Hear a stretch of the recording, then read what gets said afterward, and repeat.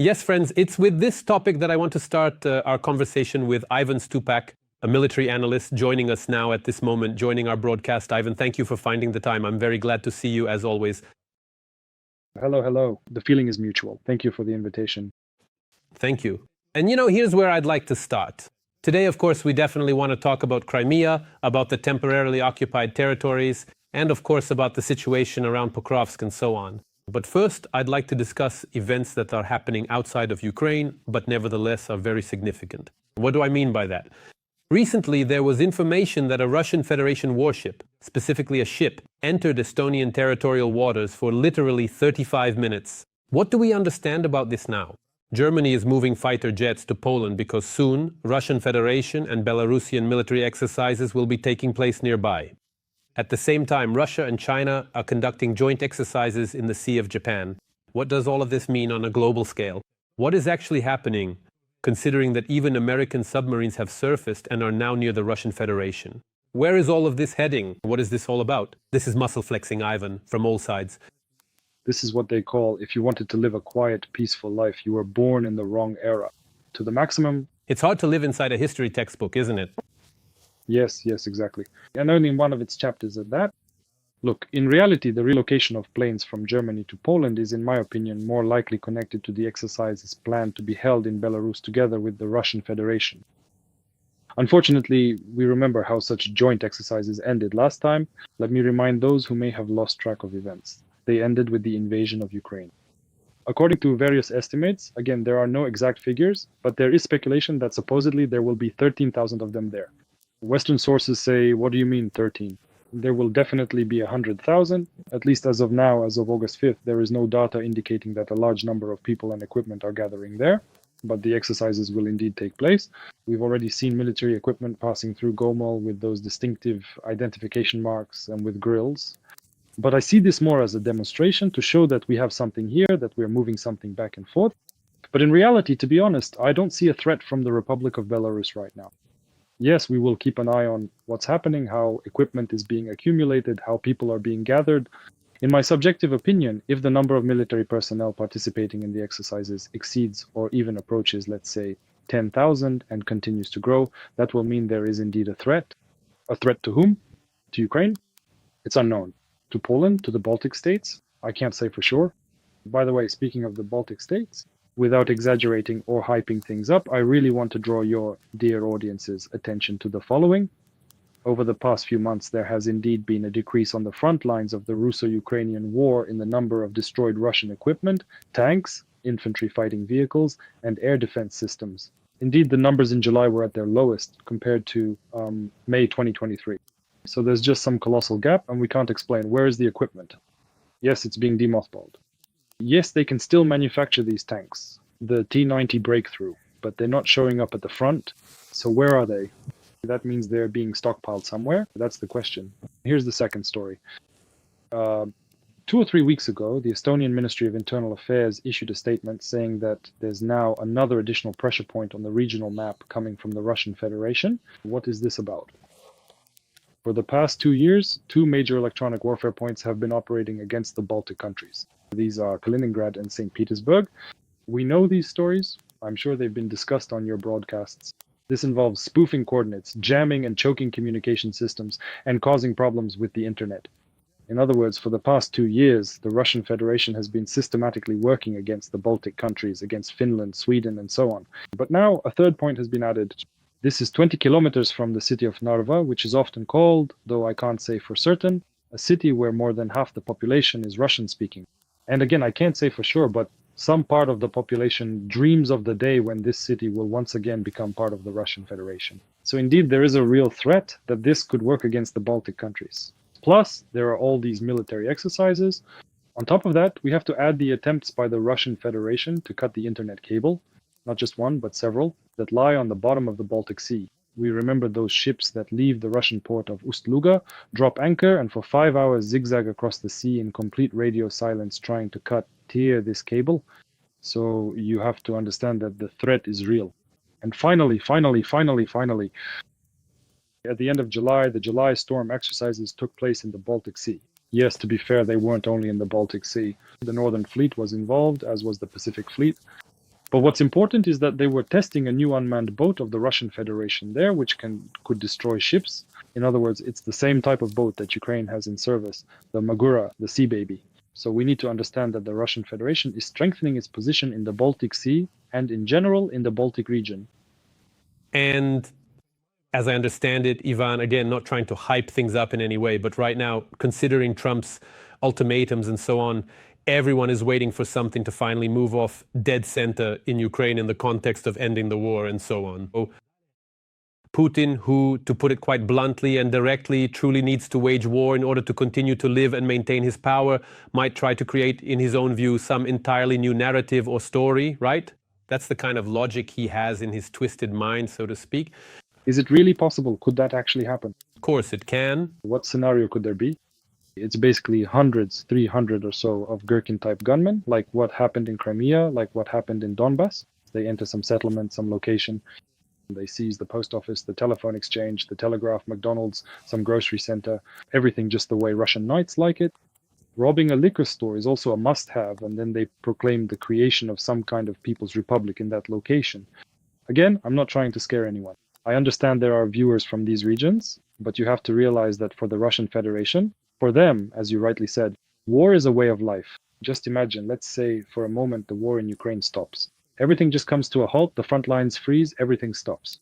What does the Russian Federation do then? What do you do with those 600,000 Russian soldiers who are just sitting there getting huge salaries? Of course, some of them will be fired, demobilized. Of course, the army will keep its core, the rest will be demobilized. They'll come back, to put it mildly, dissatisfied. Nobody wants to work. How much is it there? 30, 50,000 rubles. Everyone wants to get 200,000 like they were paid in the army. A one-time contract, that's 5 million rubles. Nobody wants to go back to working in factories. A whole segment of people is disappearing from Russian propaganda. An entire layer of information and informational materials is vanishing. And work at what? There's no war. What is there to talk about? About how we're rebuilding destroyed cities. But there's no money. What is there to talk about? About what the boys in their underwear died for? No. The questions are once again for the authorities. So what's actually happening? Exactly. To avoid this, the war needs to be redirected somewhere else. In other words, war becomes a way of life.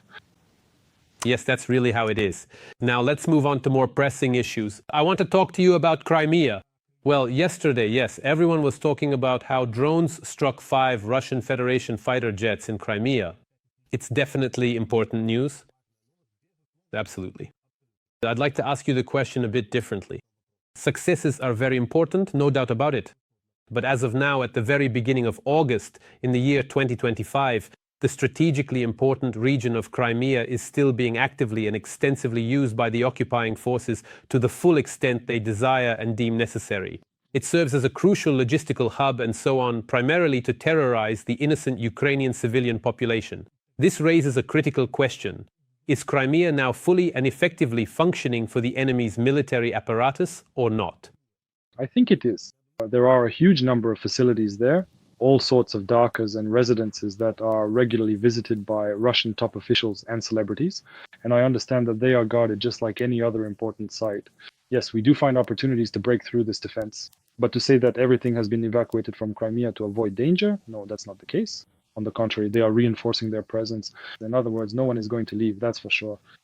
Without a doubt, aircraft have been destroyed and others have been damaged. That's great. So what is Ukraine's tactic?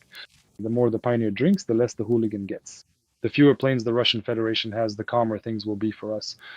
Yes, we fully understand that they have a unified aircraft manufacturing corporation and that they can A, build new planes, B, restore some of the old ones. But again, we also understand that the damaged aircraft were among the few workhorses that had been serviced, prepared, modernized, in short, battle-tested. They have to replace them with something not thoroughly tested, not particularly, let's say, reliable. Aircraft that are, for example, stationed somewhere on duty, maybe near Kazakhstan, near Mongolia, or somewhere in the north. Yes, that's not a problem. They can transport those planes within a day or two. But they'll need to resolve 2 fundamental issues for that. First, how did Ukraine breach the air defense? How did they get through? Where were the gaps? Where are the weaknesses? And where do we need to strengthen our defenses? B, I apologize for the slang. Which rat leaked the location of these planes to Ukraine, allowing them to be targeted for a strike? because in recent years, the Russian Federation has been playing a sort of shell game. Today they're here, tomorrow they're there, constantly moving around, and under no circumstances do they leave their aircraft in one location for an extended period of time. Today, I read information that even with all the sanctions currently imposed on the Russian Federation, supposedly Russia's military-industrial complex is ready to operate at the same capacity for another 2 or 3 years. What do you think? Is this true, or is it, to put it mildly, a bit premature to draw such conclusions? Look, they have money. In the Russian State Duma, they call it an optimization process. They optimize the budget, take money from where it's not needed, and direct it to where it is needed. Where it's not needed is healthcare, the environment, and regional development. What is needed? Why? They've never lived well anyway. No point in starting now. And all of this needs to be thrown into the war, into military needs. Let me remind you that 40% of the Russian budget is all about war. It's all about the security forces. And it's clear that all of this is being thrown into the furnace of this war. For what purpose? To produce tanks, artillery, everything that goes to the war. What we're saying is still getting lost somewhere, no one knows where. This is for the modernization of the nuclear infrastructure, and that eats up insane amounts of money. These are those huge silos, the power, the launch systems. All of that needs to be modernized. Don't forget how many projects are being tossed around in the Kremlin, like, boss, how about we do this as well? Boss, how about we modernize this too? Give your approval, give the green light. Or how about we start bombarding those damned NATO members from space, I don't know, with some kind of laser installation, give them the green light for funding. So all of this, of course, affects what gets supported in the Russian Federation's military-industrial complex. And naturally, a huge number of people are trying to make a very, very good profit off of this. I mean, the budget. Ivan, today Deep State, the portal, published information that the Russian army has crossed the border of the Dnipropetrovsk region.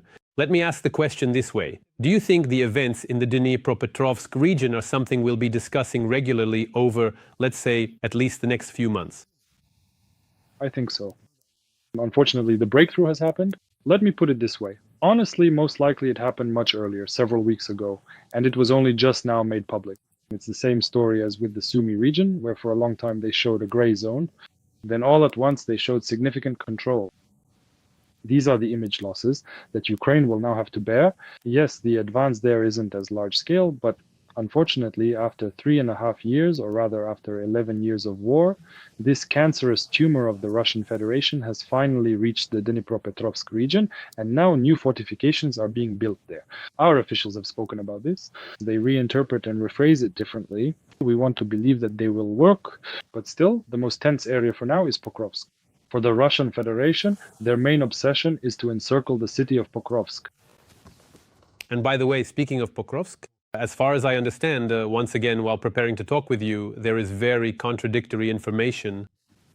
On the one hand, you have to read that the situation there is horrific. On the other hand, that there is some positive momentum. What is the essence of it? Is it that the situation is dynamic? How would you objectively describe what is happening in Pokrovsk and around Pokrovsk? At what stage is it? Objectively, and without rose-colored glasses, the city is holding on against all odds. Objectively, it should have fallen last year. Let's put it this way. If you recall the scale and even the speed at which the Russian army approached the city of Pokrovsk, it was expected that there would be fighting in September. And by September or October, that would definitely be fighting for the city itself, with troops entering inside.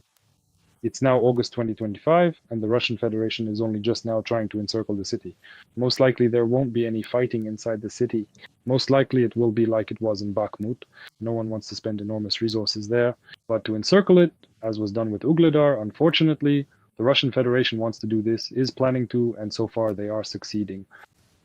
If I'm not mistaken, the width of the corridor through which our troops can still enter the city is about 15 kilometers, maybe a little less by now.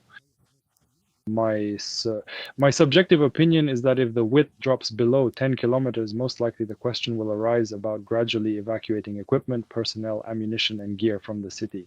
With Konstantinovka, it's a bit easier. There, I think it's still about 25 kilometers, but the situation isn't much different. That's why I think Pokrovsk will be number one right now. Ivan, there's one last thing I'd like to discuss with you. Let's for a second set aside all these Trump ultimatums, submarines, and so on. Let's talk about the most important thing, the situation on the front line. So now it's been 3.5 years of full-scale major war. How would you describe this current stage overall? What stage of the war is Ukraine going through right now? What makes it so difficult? Let me put it this way. I see that the Russian Federation is now, at this point, relying on sheer willpower, trying to pull through this war by force of morale and determination.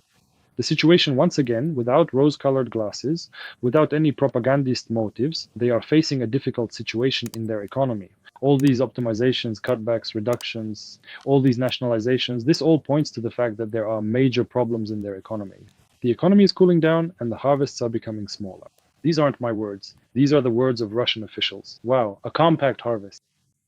This means they're switching to a mode of relying on morale and willpower. We have to pull through. Resources are limited, so they're trying to break Ukraine's resistance by relying on morale and willpower, hoping that the Ukrainian front will collapse in 2 or 3 months, as Reuters reports, and that by the end of the year, the Russian Federation will achieve a complete unconditional victory in the regions it has announced. But again, all of this is according to Reuters journalists, who, let's say, have their own sources and connections in the Kremlin. For those interested in reading, it will indeed be quite intriguing. Ivan, is the issue of American weapons now coming to the forefront or not? We have only one problem. I always say this, if a problem can be solved with money, then it's not a problem, it's an expense. Our only problem is finding the money. I hear you. Well, let's try to stay optimistic in any case, even in this situation. All the more so because we continue, without a doubt, to believe in the armed forces of Ukraine. And we know that it is they who are defending not only Ukraine, but the entire civilized world with their own shoulders. That's truly the case, not just big words. Ivan, thank you very much for this conversation. As always, I was very glad to see you. Until next time. Thank you. Every voice matters. Join our community, support independent journalism and help us bring you the truth from Ukraine. Become a member of Ukraine Today. Join us now.